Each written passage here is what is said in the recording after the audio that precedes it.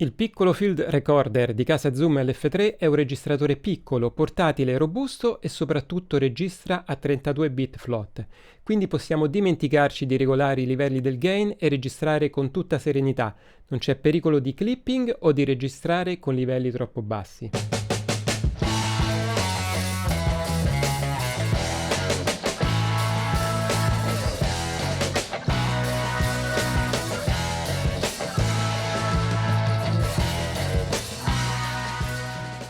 Ciao, sono Giancarlo e oggi parliamo di un piccolo gioiellino per la ripresa audio. È con questo che sto registrando il video a lui dedicato. Esteticamente lo trovo davvero bello, ben fatto, resistente e costruito mi sembra con materiali di ottima qualità. La parte argentata è in metallo, mentre quella scura è di plastica.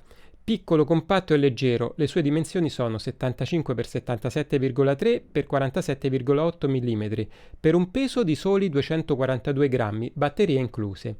Possiamo piazzarlo un po' ovunque, per esempio quando dobbiamo fare riprese audio in luoghi ristretti dove un apparecchio più grande potrebbe essere difficilmente occultabile. Lo schermo, un LCD retroilluminato con una risoluzione di 96x64, è luminoso e leggibile anche in esterno, in condizione di forte luminosità, e questo lo giudico imprescindibile per un audio recorder da utilizzare sul campo. Permette la visualizzazione della forma d'onda in tempo reale per il monitoraggio dei segnali in ingresso. Possiamo monitorare contemporaneamente due forme d'audio delle due registrazioni.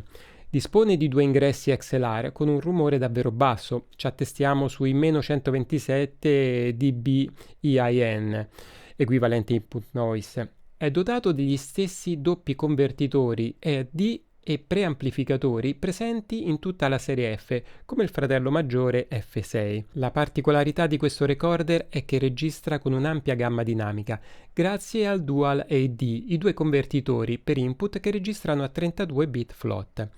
Per ogni circuito in ingresso, F3 ha due convertitori AD con diversi gain in ingresso. Ciò consente una registrazione di alta qualità senza la necessità di regolare le impostazioni del gain. È per questo che non sono presenti manopole per regolare il guadagno o meters che indicano con precisione il livello del gain. Quando ci avvaliamo di questa tecnologia, la regolazione del gain dell'audio per portarlo ai valori desiderati avviene successivamente alla cattura. L'ampia gamma dinamica che otteniamo è data dalle combinazioni dei due convertitori AD. Il recorder monitora costantemente i dati dei due convertitori e seleziona automaticamente quello che offre i migliori risultati per la registrazione. Possiamo così registrare suoni molto forti che oltrepassano 0 dBFS, ovvero full scale, e suoni molto deboli e poi riportarli ad un livello ottimale. Vediamo un esempio pratico di quello di cui sto parlando. Una registrazione con un volume molto basso che necessita di essere alzato notevolmente di parecchi decibel. In una situazione normale le parti in cui non parlo sarebbero rumorose dopo un incremento così esagerato di gain. Ora invece sto usando un microfono dinamico, lo Shure SM58. Ho messo l'amplificazione, come potete vedere dalla forma d'onda, bassissima, non è neanche rilevato. Una registrazione a 24 bit sarebbe stata inutilizzabile. Ora, come potete vedere dalla forma d'audio, ho alzato l'amplificazione al massimo, quindi sicuramente in clip. Vediamo se riusciamo a recuperare in post. Normalizzo l'audio a meno 23 dBFS.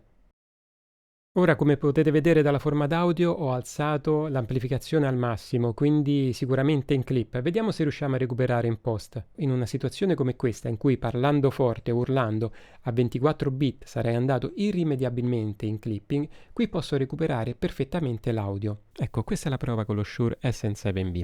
Lo Shure SM7B è un microfono che ha molto bisogno di gain perché ha un output level di meno 59 decibel. Quindi richiede schede audio, diciamo, buone, con buoni preamplificatori se non vogliamo usare un Cloud Lifter o un Fathead. E lo Zoom F3 ha un EIN equivalente input noise di meno 127 dB, come la Focus Scarlett 2i2. Le altre due schede audio che ho, la Moto M2 e la Audient ID14 Mark II, hanno un EIN di meno 129 dB, quindi sono 2 decibel di differenza. Ok, è logaritmico, però sono soltanto 2 decibel di differenza, quindi possiamo utilizzarlo benissimo con un microfono avido di gain come lo Shure SM7B e utilizzarlo anche come audio interfaccia. Possiamo registrare due tracce audio in WAV scegliendo se queste debbano essere mono o stereo. Il sample rate si spinge fino a 192 kHz quando usato come recorder e a 96 kHz se usato come interfaccia audio collegato al nostro computer o dispositivo iOS. Una luce rossa sulla parte superiore ci indica che la registrazione è in atto. Sul fondo ha un foro filettato da 1/4 di pollice per essere attaccato ad un treppiedi, un camera cage o a un rig. Ha delle dimensioni davvero contenute e grazie alle due basi può essere portato legato in cintura o addirittura, come ho visto fare ad alcuni sound recordist, sul polso, magari per riprese in movimento. Può anche essere legato ad un'asta microfonica con elastici e velcro.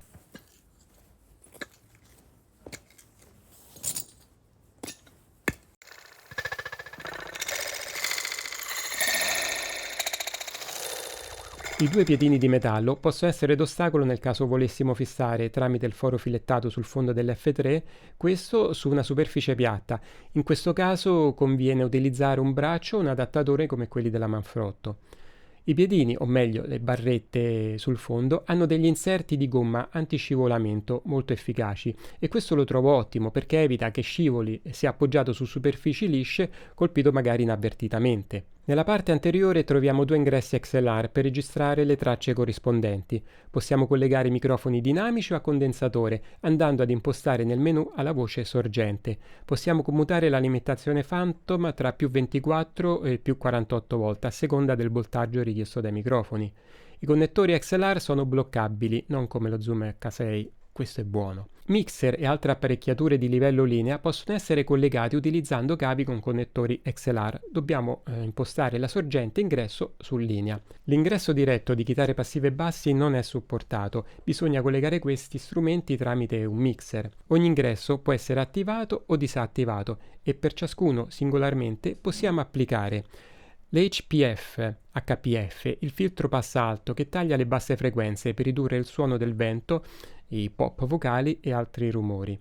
L'inversione di fase per invertire la fase dei segnali in ingresso, utile quando i suoni si annullano a vicenda.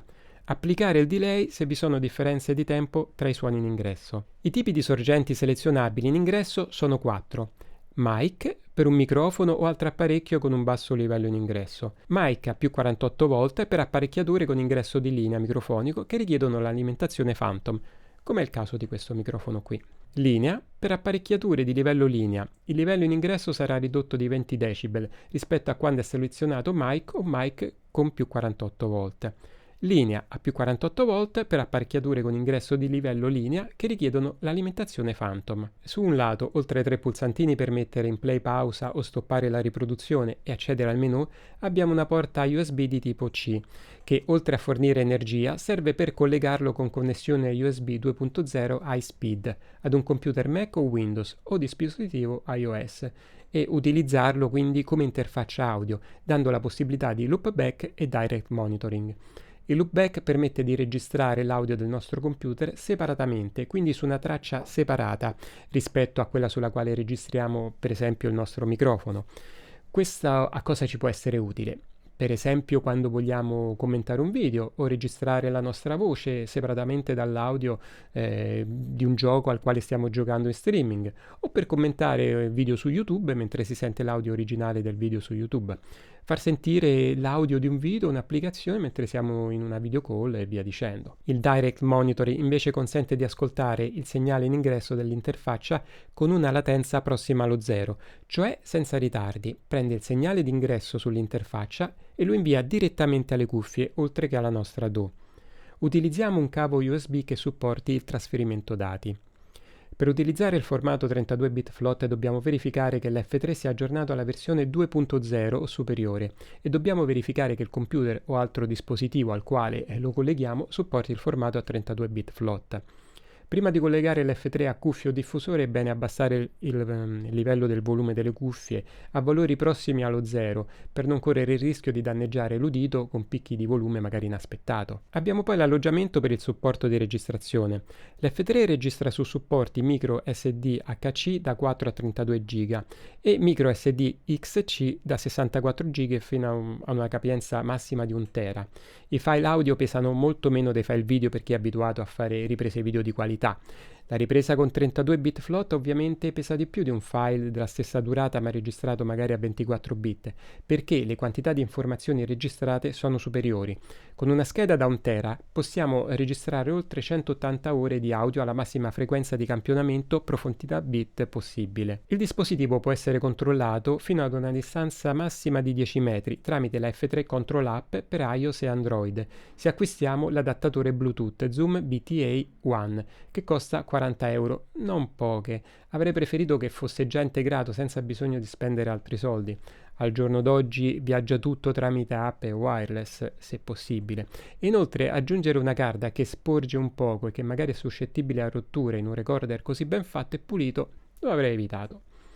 Lo prenderò prima o poi perché poter controllare dallo schermo dello smartphone scegliendo tutti i parametri piuttosto che smanettare sui tastini dell'F3 guardando il piccolo schermo è sicuramente un'esperienza migliore. Anche la navigazione tra i file registrati è infinitamente migliore, per cui è un accessorio da avere. Su un altro lato abbiamo un'uscita line out da 3.5 mm con un livello massimo di uscita di più 1 dBu e un'impedenza di uscita di 100 ohm. Possiamo collegarci per esempio alla nostra fotocamera. Possiamo usare il limiter sull'uscita linea. In questo modo i segnali con livello troppo alti possono essere eliminati, proteggendo il dispositivo collegato al jack uscita linea. Quando non c'è nulla collegato al jack line out, la funzione di uscita è automaticamente disabilitata. Risparmia così anche il consumo delle batterie. Per regolare il livello in uscita possiamo eseguire dei test inviando un'onda sinusoidale da 1 kHz a meno 6 dBFS dall'F3 verso la camera. Regoliamo il gain sulla camera fino a vedere sull'audio meter della camera il valore di meno 6 dBFS. Abbiamo poi un'uscita cuffie con un'impedenza di 15 ohm per monitorare o ascoltare la registrazione con la possibilità di regolare il volume. Si consigliano cuffie con un'impedenza non troppo alta. Su un altro lato abbiamo il pulsante accensione e quello di REC e la possibilità tramite il tasto Hold di mantenere il segnale di ingresso in registrazione per evitare interruzioni involontarie della registrazione. Disabilita l'operatività dei pulsanti. Per interrompere la registrazione basta premere di nuovo il pulsante REC. Accanto abbiamo poi l'alloggiamento per l'adattatore opzionale inserito, il quale potremo utilizzare il timecode. Si può inviare all'F3 il timecode SMPTE usando Ultrasync Blue di Timecode System. F3 registrerà il timecode su file audio in registrazione. Questo per chi ce l'ha, io non ce l'ho. Sulla parte superiore, oltre al già citato monitor LCD, abbiamo 2 pulsanti per ogni canale di registrazione. Uno quando la schermata home è aperta regola l'amplificazione della forma d'onda dell'ingresso corrispondente, mentre quando sono aperte altre schermate attiva la funzione dell'icona visualizzata in basso sulla schermata. L'altro esegue le impostazioni relative all'ingresso. Il menu presenta varie informazioni. Il contatore in alto a sinistra mostra il tempo di registrazione disponibile quando si è in stand-by di registrazione e il tempo di registrazione trascorso, o quello restante se vogliamo, quando si è in registrazione. Sulla destra abbiamo l'indicatore di carica residua della batteria, sotto le forme d'onda e più in basso l'ingrandimento della forma d'onda e la sorgente d'ingresso impostata. Abbiamo anche la possibilità di inserire dei marker in registrazione. Per registrare possiamo scegliere la giusta amplificazione della forma d'onda visualizzata scegliendola tra questi valori. Il grado di ingrandimento può essere impostato separatamente per ogni ingresso. Anche il volume varierà in base al grado di amplificazione della forma d'onda che impostiamo. Se cambiamo il grado di amplificazione nel corso della registrazione, questo non influisce sul livello di registrazione. Lo sentiremo più alto o più basso in cuffia, ma non ha influenza sulla registrazione. La registrazione, ovviamente, essendo a 32 bit, poi potrà essere ottimizzata come meglio vogliamo.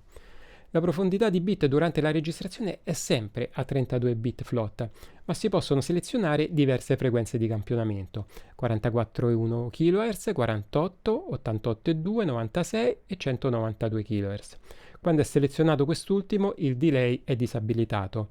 Ci sono diverse altre funzioni che possiamo definire o modificare, come marker, nomi personalizzati, pre-rec, impostare la retroilluminazione e il contrasto e tante altre cose comuni ai recorder che ognuno poi approfondirà se di suo interesse. L'alimentazione è garantita in vari modi, da 2 batterie AA, alcaline, nickel metal idrato o al litio, la porta USB-C alla quale possiamo collegare un power bank, oppure con la corrente tramite l'adattatore AC Zoom AD17, questo qui.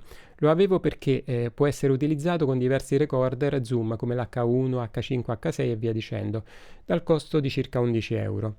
La durata delle batterie è uno dei punti di forza dei recorder Zoom, se paragonati per esempio ad altri recorder come il Tascam, almeno i modelli che ho usato.